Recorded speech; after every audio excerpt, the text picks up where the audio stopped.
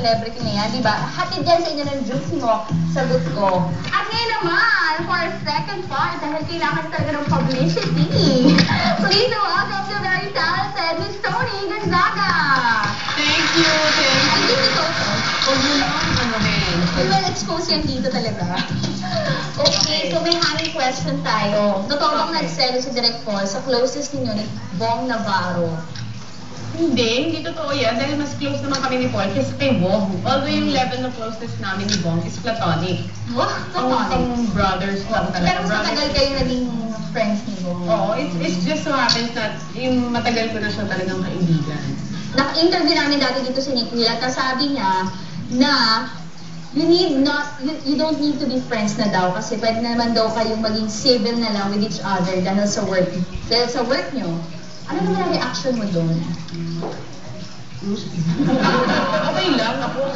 Huwag na natin pag-usapan yung mga ganyang bagay. Dahil lagi ko sinasabi yun sa kanila at sa lahat na nagtatanong sa akin, hindi makakatulong sa show na pareho kaming magkasama kami sa isang show. So, hindi yun makaka-benefit sa show namin. So, sana tigilan na rin ng mga ibang tao na kino-compare, pinag-aaway, dahil hindi talaga yun, hindi maganda. It's not good. Ito, totoo bang may gap kayo ni Ann Curtis dahil nalipat ang love team mo na si Sam Milby sa kanya? Wala, hindi totoo yung mga ganyan-ganyan. Never nagkaroon ng gap. Kung meron, ang damit lang yun. Last point. Okay, fine nyo lang.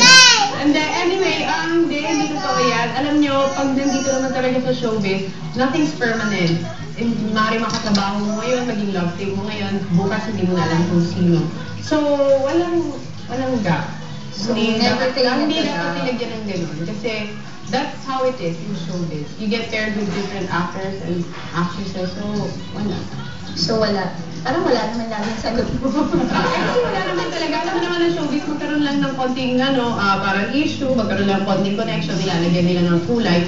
Ganun kasi kakulay talaga ang mundo ng showbiz. Parang ito? Yeah, parang set mo lang naman. Very good. Very good to you. Okay, so ito, kailangan reveal ka naman ng isang hindi nila alam sa akin, kahit wala namang interesado. Mag-reveal ka lang, ano ba yung hindi nila alam sa akin? At ako mag-reveal ako sa'yo. Ako una muna. Si Tony po ay hindi kumakain ng prutas at ayaw po niya yung itsura ng calamansi. So kung gusto niyo siyang takutin, nagpakita lang kayo ng calamansi. Yun na po sa kanya ang Happy Halloween. At mas nakakatakot pa yun sa Undin para sa yun ang sa kanya. Ayaw talaga ng calamansi. Fear factor yun sa'yo, calamansi. Yun yung magagawa. Kahit 10 million pa yun. Masyadong marami yung sa'yo. I think yung sa kapatid ko, basta pag nasa bahay na siya, malalaman mo nasa bahay siya. Kasi biglang may kakanta ng sobrang lakas na parang pinaparamdam niya yung presence niya.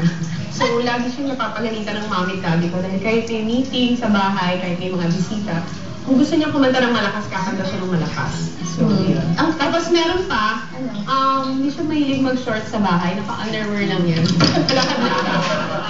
Sarap daddy. One time, pag-iisan siya ng daddy ko kasi parang masyado siyang at ease na puro babae kami, isang guy lang sa house. Bumaba siya ng naka-underwear lang siya ka-top. So, napagalitan talaga siya. Okay mga ka-friends, sa pagbabalik natin, makakasama naman uli natin si Toni Gonzaga pa rin. Medyo makakasama ka na. Don't you have other projects?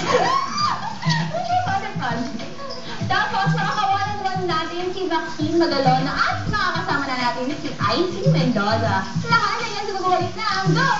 Juicy!